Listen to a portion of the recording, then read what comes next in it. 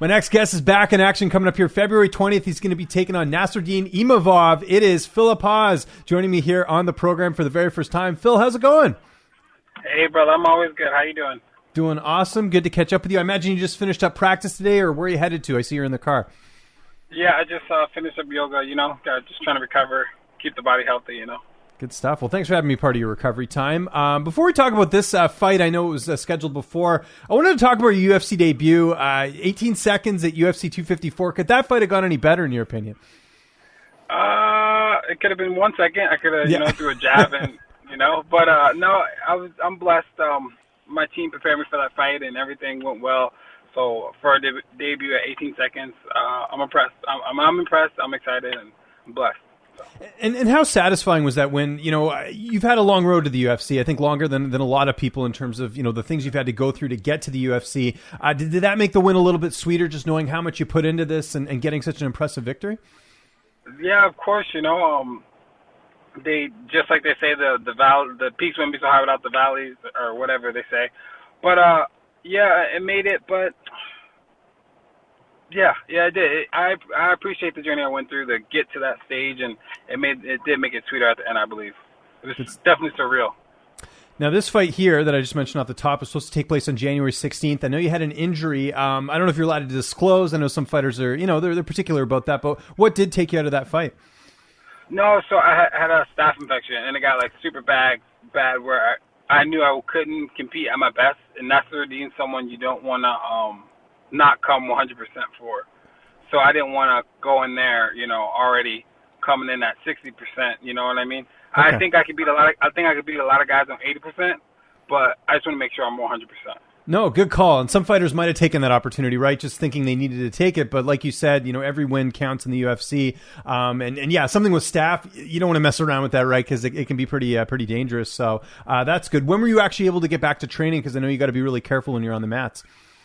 Yeah, so we got antibiotics. I think this was a fight on a Saturday. So I think I was taking antibiotics on, I think maybe that Tuesday. So I was able, so my body was already trying to heal itself, and with the antibiotics and everything. So as soon as I got back into Florida, we just hit the ground running. Good stuff. Like I mentioned, first time you and I have done an interview together. When did you link up with Daniel Rubenstein in terms of management? How did you guys get linked up? Man, it's kind of a crazy situation. I was working at a bar in Hoboken, and he came up to me. I didn't know who he was at the time. I was bouncing, which is a cool gig, but it's also a worst gig because you're standing there and people tell you, "Oh, what do you do?" Oh, I'm a fighter. Oh, okay, cool, bro. And then they want to fight you probably, right? Because they're all macho and stuff, right? Yeah, I've heard the stories. Yeah. So Danny came to me and was he was like, "Hey, you still fighting?" And that's when I was at 4-2, right? I had lost a contender show or whatever. I'm 4-2, and I just didn't want to be bothered with it. I'm like, nah, dude, I don't fight. You got the wrong guy. He's like, dude, I know you fight, blah, blah, blah. And I'm like, he was like, hey, if you're ever interested, blah, blah, blah, we can manage, and we could do management. But I never picked up on it. I never really bid on it. I'm like, whatever. And then I went to TriStar, Montreal in Canada. So I was training with those guys, and I met a guy, Eric Spicely. He was in the UFC 85, a good dude. And he was like, hey, dude, you're so good, man. We need to get to the UFC, blah, blah, blah. Let me get you in contact with my manager. Turns out his manager was Dan, who's helped me get into the UFC. So I think it's just the universe, hey, bro, I sent him to the bar for you, you know what I mean? Yeah. And then they came back around full circle. So it's been a blessing, He's always helped me out and got me to the UFC, helped me get to the UFC. That's cool. What? Okay, so you piqued my interest. I'm Canadian. I actually live in Vancouver, so I love Montreal. That's awesome that you got to train at TriStar. How long ago did you train there? I was going there back and forth for a little bit because in Jersey it was only 6 hours? It was a 6-hour drive, So I would go for a weekend or go for 3 days or 2 days, because you got guys Faraz Hobby, GSP in there, Roy McDonald, Joe Duffy was in there, Eric Spice. You got so many good guys in there, so why not just take the drive and do the training. Did you like Montreal? Because it's kind of like a European city compared to some of the other cities in North America, right? Yeah. It was super. It seemed like I was just in New York or New Jersey. You know what I mean? It's super. It was easy to get along, get around, and understand. So it was cool. I liked it a lot. Okay. So how did you end up at Sanford MMA? That was another thing I was going to ask you. So before When it was Black Zillions, I was here. But something happened, then I left, and something happened back in New Mexico, so I went back to Jackson's. Long story short, Henry Hughes took me back under his wing. You know what I mean? Just changed some things around. Now it's Sanford MMA, and it's an awesome gym, and I'm just loving it. We got some killers here. Yeah, it seems like a really great vibe at the gym. I've talked to a lot of your teammates. I know you've had some new additions. We'll get into that in a second, but that's really great you found a home there. Let's talk about Imavov. 9-2 record. What do you know about him? How do you feel like you match up against him here? I think I feel match up pretty well, of course. Man, I think it's going to be a good fight in my direction, my favor. I plan to get him out of there. Man, I'm thinking the first, but we'll see. We'll see what happens. He's a tough dude. Yeah, man, I think this style matches up really well for me. So I'm excited to have fun in there. Now, I know one of the guys you train with a lot is Brennan Allen, because Brennan always talks about you. I've been following Brennan's career for quite some time. Who else are you getting to work with over there at Sanford MMA? Because there's a lot of big bodies up there. Yeah, we got Ong, which is one championship, yeah. One champion, yeah. Then we got Rumble Johnson pops in every once in a while. He's working out. Who was our wrestling? Pat Downing. I was wrestling him today. He's a sick wrestler. MMA guys. Gilbert Burns, of course. Monster. Then we got Jason Jackson, he's in Bellator.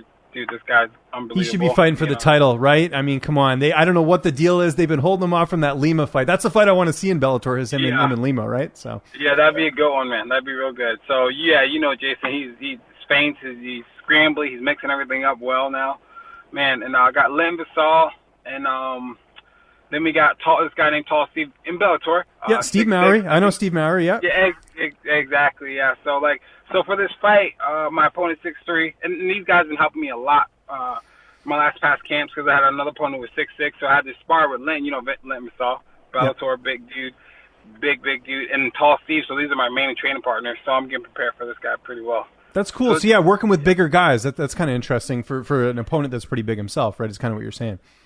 Yeah, so when I walk in the cage and I'm fighting an 85er, it's like, okay, you're not my was Linton, like 250, heavyweight punching me, you know what I mean? So it feels different. It hits different. How's the weight cut going for you? You're a pretty stocky guy, so I imagine you cut a bit of weight. The weight cut's pretty easy, actually. So I was debating if I'm going to go 70 in a few more fights. We'll see what happens and pans out. But the weight cut's never really a problem for me. I'm a former wrestler, still a wrestler, so cutting weight is not a problem for me. Okay. It's part of it. It's like how people cut their hair, for the fight. It's like part of it, and it's my thing. I enjoy it. I enjoy the weight cut. Wow, you might be one of the first fighters I've heard say that, but I'll take it. That's cool. I enjoy it, yeah. Who's going to be in your corner for this fight? Henry, I'm sure, but who else will be in the cage with you that night? We got Hoof. We got Kami, who's a wrestling coach here, and we got my hype man. His name's Ray. He just hypes me up. That's cool. Have you had him for all your fights? It's pretty cool. You have a hype man. Yeah. So I had him for the Contender, the last Abu Dhabi fight, and this is going to be the third one. Okay. Yeah. And you kind of talked about it there, but I got to ask again, how's this fight playing out on February 20th? The fight plays out, I think, first round. I'm thinking first round, finish him. Man, I'm in my zone right now. You know what I mean? Like, I feel like everything's on my favor. Good stuff, I just have too many ways to win. Where does a win here put you, especially another finish? Because you're making a lot of noise in that middleweight division. I know it's just the one fight, but, I mean, do you feel like if you get a finish here, you'll get sort of closer to the rankings, I would think? Man, closer to the rankings. I'm trying to head to the top. I don't got time to play. Yeah. So I've been saying after this fight, I'm going to try to get in that. I know it's far-fetched, but I'm going to try to get in that. If Wyman and Uriah Hall, one of those guys fall out, you know what I mean? Let me slide in, in some short notice deal. But I know, and it's far-fetched, but I'm going to put it out there. If one of those guys get injured or something, let me jump in, and I'll take it on a day's notice, 3 weeks' notice, 2 weeks, 3 weeks, it doesn't matter. Well, that fight got moved to April, right? Because Wyman got COVID. Did you hear about that? Dang, no. I just keep my blinders on. I don't really pay attention. Well, there you go. I'm giving you some news here. But yeah, they moved it to April. But still, that could work out. You get the win here. Maybe, you don't have a fight booked. Maybe you wait, maybe they give you that, as a backup or something. Maybe you just try and get on that card, and then if they need to pull someone, they can grab you, right? So. Yeah, exactly. Yeah, perfect. There you go. I got it all planned. You don't need Danny anymore. I'll just handle your career. My man. We talked all about your fight career and all that. And you talked a bit about bouncing. I take it you don't do that anymore. You don't work in the bar scene? No, I've been blessed. So UFC pays pretty decent. So I'm all right. No bouncing gigs for me right now. Just paying attention, just focusing on fighting and doing the most I can. Put myself in the right positions to. How long did you do that for, the bouncing thing? Man, I've been bouncing since I was freaking 18, and I stopped when I was like 31. You know, it's just an easy gig. You know. Good money. Don't get me wrong, good money. But like we were saying there, right? There's those idiots who want to see, oh, you're a fighter? Well, let's see, right? Like, I'm sure you've had a few scuffles in your time, I'm sure. Yeah, exactly. Well, yeah, exactly. So you don't want to put yourself in that situation, you know, like, because you got a bunch of drunk dudes and they want to test your egos. And, like, man, I fight all day. Like, I don't want to fight here. You know, I just want to stand here and just, like, check out the pretty girls. Like, so, yeah. So I'm blessed to get out of the scene. But I think it was a cool gig at the time, you know. What's the craziest story you've had in terms of, you know, whether it's a fight or something nuts that happened when you were working in your bouncing career? I'm curious. Craziest, man. Like anything stand out in the time you've been a bouncer? Yeah, I don't think I could say. Can you curse in here or no? Of course you can curse. Yeah, I'm Canadian, but we allow cursing here in Canada. It's for sure. So, you ever heard that Instagram thing called like the slut whisperer? Like it's like I've heard of that. Yeah. Yeah, he goes to these bars and goes. Yeah, so I was at one of those places that got shut down because they were going. Yeah, it was wild. Yeah, and it ended up being a cop getting wild with this girl. It was crazy. So yeah, a bar got shut down because the slut whisperer came. So, yikes. Well, there you go. Never dull moment in that gig. Downtime, what's that looking like? I know, all the focus is in training and all that, but are you like a Netflix guy? You watch, playing any video games, anything like that?